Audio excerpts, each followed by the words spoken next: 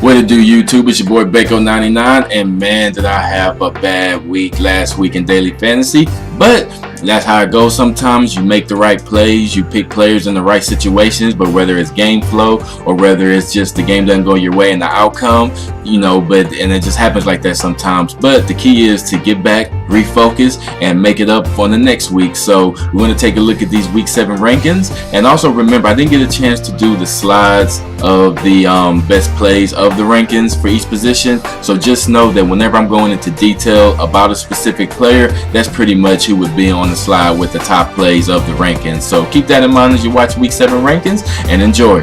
Peace. Alright, so let's get these rankings kicked off for week 7. We're going to start like we always do at the quarterback position. And the first one we have up is Blake Bortles. And he's the top play of the week, and he's also ranked number 1 play of the week. And the Raider defense, we all know, is just terrible. They rank dead last in passing yards per game and passing yards per attempt this season. They also have given up the 5th most fantasy points to QBs. So Bortles is at home, and with the perfect game total of 50 points, he could the game could be a shootout, and the price point, he could be the best play this week in daily fantasy because of the possible shootouts, with the Vegas odds saying that it should be 50. The over-under is 50 for this game, so that's a very good play. And then second, we have Tom Brady. I feel like Brady will be under-owned this week because of all the other higher game totals on the board. So there is so much value, at every position, that Tom Brady in cash game seems to be the most easy one to choose, honestly. The Steelers allow the 3rd most passing yards per game this season, so Tom Brady is still a very strong play. We have Matt Ryan. The Falcons have the highest expected team total this week. I love playing quarterbacks who just had, faced one of the 2 best defenses in the league over the past 2 weeks. That's almost like the equivalent to a baseball player taking off the donut, off the bat when he's getting ready to bat. The Chargers are without 3 of their best defensive players and have given up the 9th most passing yards per game this season. So you got Matt Ryan there as a good play. And then another one is Andy Dalton. Now Andy Dalton is a very safe and very cheap play across the daily fantasy industry.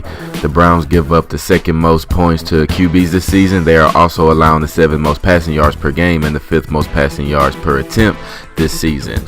But so we have him coming in ranked number 4, which is a good play. We also have Jameis Winston going against the 49ers. The 49ers give up a ton of points to running backs in fantasy, so Jacquizz Rodgers would be a good play, but I still think this should be a high scoring game. The 49ers like to run a ton of plays per game, which will give Jameis Winston more opportunities to be out there against that defense. So he's a very good strong play as well.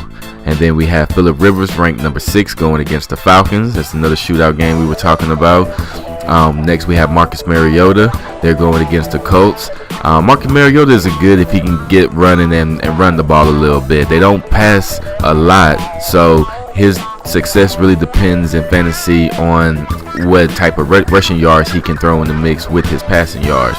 But with the matchups, he's an okay play this week. And then we have Colin Kaepernick, which is another QB play of the week. Just like Marcus Mariota will be the running QB who is on heavier this week versus Kaepernick, but Kaepernick did well against the Bills last week and now gets banged up Bucs defense at home this week. All we need from him is about 175 passing yards, 30 rushing yards, and a TD, and then he would pay off his salary and be a good play. That would pay off 2 times his salary, actually. If he throws for a pair and runs another, we are now in the money in daily fantasy. So as far as like a tournament play, Colin Kaepernick is a real good play this week. And to wrap it up, we have Andrew Luck going against the Colts. Now on to the running back rankings for week 7. And if you're not aware that there's been mixed reports with LaShawn McCoy's injury. I've seen reports saying he'll be out multiple weeks. Now I'm hearing it's a game time decision, so I'm not sure about that. But if McCoy plays, then Mike Gillislee, who's coming in ranked number 1, is really only going to be if you're trying to spam a contest with multiple lineups. But if McCoy is out, then Gillislee becomes the top 5 favorite running back across the board. The Dolphins give up the 2nd most rushing yards per game, and the Bills rush for the most per game and the most attempts per game as well for the rushing game. So if McCoy is out, Mike Gillislee is my number 1 ranking of this week for the running back position. And then number 2 ranking, which easily can be the number 1 ranking, and that's DeMarco Murray. Murray is expensive, but with so much value at the running back and wide receiver position, which is very affordable this week, he's a good play. The Colts have given up the 3rd most fantasy points to running backs this season and the 8th most receptions to running back as well. The Colts won't have defensive end Henry Anderson either this week, which means even more room for the Titans offensive line to get up the field and create some big holes for the running game. So DeMarco Murray is number 2 in the rankings. Next we have Devontae Freeman. The Falcons running backs are a pass catching factory pretty much, mainly due to Tevin Coleman, but Freeman gets in on the action as well, and this week sets up very well for that. The Chargers give up the 2nd most fantasy points to running backs and allow the most reception yards per games to running back as well. And then 4, we have Spencer Ware. At this point, we just really hope that Jamal Charles is not active for this game, but I doubt that he is. Whether it is at a lead back or in garbage time, this matchup against the Saints is just way too good to ignore. So we have Spencer Ware coming in the rankings. And we have Chris Rogers, which I already mentioned. The Tampa Bay Bucks are going against the 49ers, who give up a ton of points to the running back position. I think they're ranked number 3rd and most points allowed to running backs this year. And then with the Bucks trying to stop Jameis Winston from throwing the ball 50 times a game, you can expect Chris Rogers to get a lot of action in this game. Next, we have Todd Gurley, who is going against the Giants. And with Todd Gurley, we told you that is going to be weird this week, considering Gurley's projected ownership is in the 1% category. I think that makes him a good tournament play in daily fantasy. After absorbing the all the running of last week, I think the Rams may recommit, which means Gurley should have a big week, because they should have won that game against the Rams if they just ran the ball, but they got a little pass happen when Case Keenum went on his little 16 completions in a row, and that's what ended up losing that game. So I'm figuring they're going to get back to the running game, which only helps Todd Gurley. And then you have Jerick McKinnon on the ranking. He was a nice sneaky value play that not a lot of people are talking about. The Eagles actually give up the 4th most rushing yards per attempt. So Jerick McKinnon is a good play this week as well. And of course you have Le'Veon Bell. You can always play Le'Veon Bell, no surprise there. And to wrap up the rankings, we have Chris Ivory. He'll still be sharing some touches with TJ Yeldon, but I expect Chris Ivory to get some of the goal line touches so he could produce some decent value this week as well.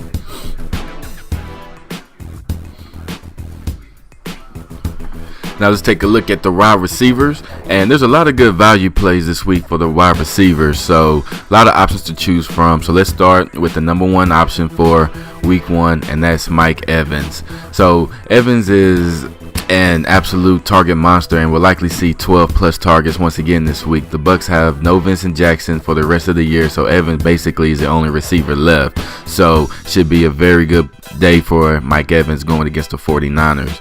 And then next we have Julio Jones. And Julio Jones is one of the best wide receivers in the game in the highest scoring game of the day.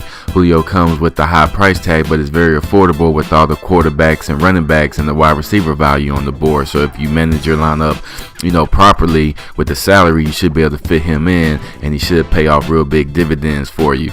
And then next on the rankings, we have AJ Green. Green is also expensive, but in a great spot against an awful defense. The Browns give up the 7th most passing yards per game and the 5th most passing yards per attempt. And then we have Deshaun Jackson, and just with the game flow of this, I really feel that Jackson will be able to get behind some of the defense of the Lions cornerbacks, and they should have a couple of big plays. So if that happens, that could be a game changer for your lineup in daily fantasy. And same thing with Mike Wallace. I'm a little bit more nervous about Joe Flacco's sore shoulder, but I'm still going to roll with Wallace in tournament plays. The Ravens want to push the ball downfield more, and their lack of doing that was one of the reasons that Mari Trestman was fired. I love Wallace going up against Marcus Williams, who has given up 5 plays for 40 plus yards this season, and we all know that's what Mike Wallace excels at, is the deep ball. So a very good matchup right there. And then next we have Jarvis Landry, and it's not an ideal matchup, but Landry in cash game is never a bad option. The Dolphins offensive line is finally healthy, and that will help give Tannehill time to deliver the football. The spot to attack this Bills defense is in the slot against Coleman is a cornerback, so that matchup should go good for Landry. And then we have Marvin Jones in the rankings. And then after Marvin Jones, we have Tyrell Williams in the rankings. And Tyrell Williams is still mainly priced across the industry. He's still real low in salary. He draws a matchup against Desmond Trufant this week, in which he will enjoy a 5-inch height advantage. So you always want to go with mismatches like that. And he is one of the leading targets in the red zone for Phillip Rivers for the San Diego Chargers as well. And we also have T.Y. Hilton, and T.Y. Hilton solidly has put up a very strong fantasy year as far as putting up points, so he's a good play this week in their matchup against the Titans. We have Allen Robinson. Allen Robinson expected almost like Julio. You can afford him considering all of the value on the board. The Raiders bleed points to wide receivers, and I really love the Jags passing potential this week. The Raiders give up the third most fantasy points to wide receivers. They also are dead last in the NFL in passing yards surrendered and passing yards per attempt. And then we have Chester Rogers. Believe it or not,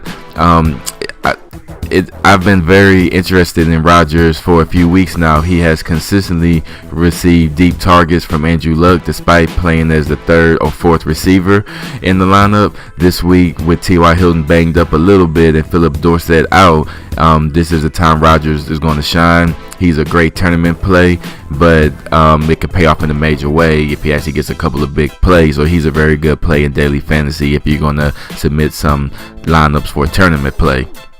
And then we have Odell Beckham also ranked, and we have Michael Crabtree. I got away from Crabtree for a couple of weeks after he led us for the first 4 games of the week with a touchdown streak. Now he's tied for a total of 5 touchdowns on the year.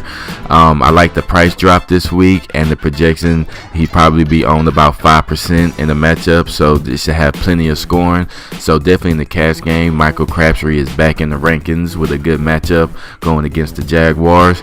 And then we have Mohamed Sanu. Atlanta will be able to have their way with the Chargers on the defensive end. It just comes down to which weapons that Matt Ryan chooses to use. Sanu is super cheap and has the best cornerback matchup against the bottom feeder Craig Mager. And then to wrap it up, we have Jeremy Maclin going against the Saints. He hasn't put up too big of numbers this year, but going against the Saints, that's always a safe play. So if you're filling out your lineup, don't be afraid to use Jeremy Maclin as well.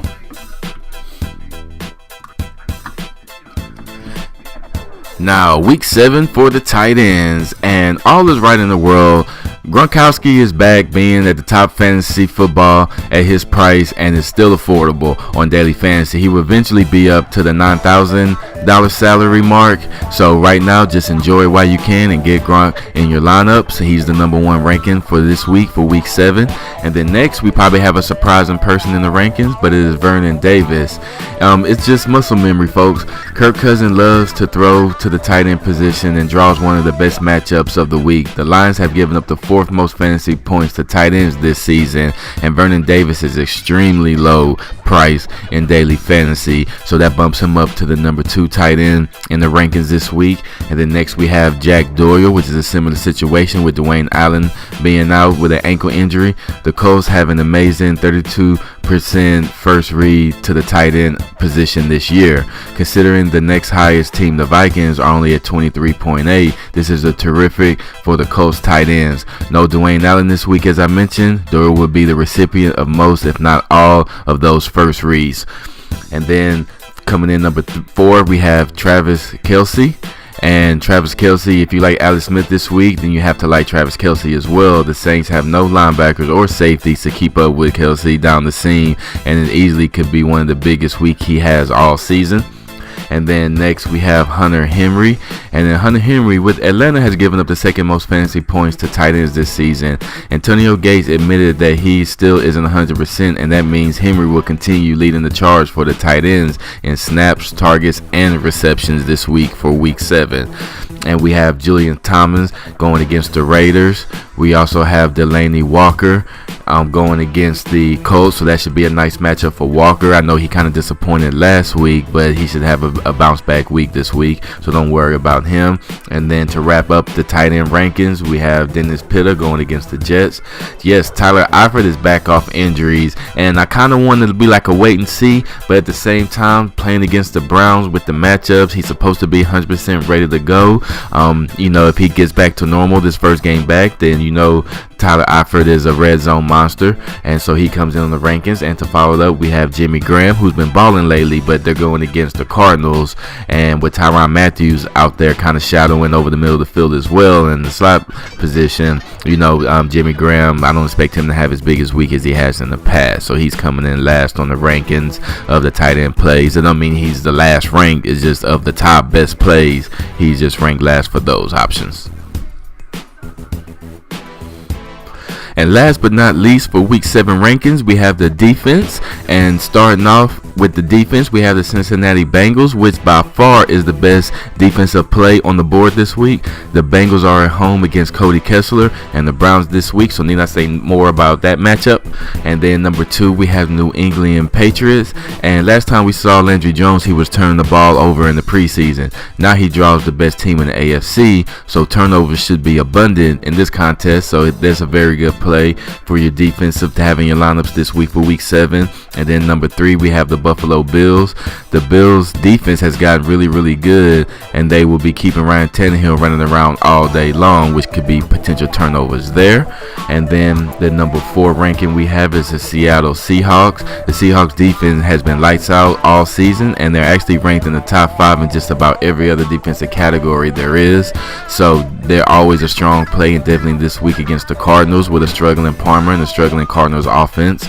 And then on number 5 rankings, we have the Minnesota Vikings. Now, overall, Minnesota Vikings have been the best fantasy defense this year, and the Vikings have a tendency of taking the ball away from their opponents, and there's no reason why that couldn't happen this week against the Eagles offense that has fallen off and is in serious need of some assistance, and I don't think it's going to happen this week against the Vikings. So they're a strong play this week as well. And then to finish out the rankings, we have the Los Angeles Rams going against the Giants with a struggling Eli. We have the Arizona Cardinals going against the Seahawks, Baltimore Ravens going against the Jets, Tennessee Titans against the Colts, and the Kansas City Chiefs against the Saints. So there you guys have it. Those are your week 7 rankings. So I just wanted to wish good luck to all you fantasy players out there. Thank you for checking out my video. And once again, like always, if you like it, leave a like and subscribe. Peace.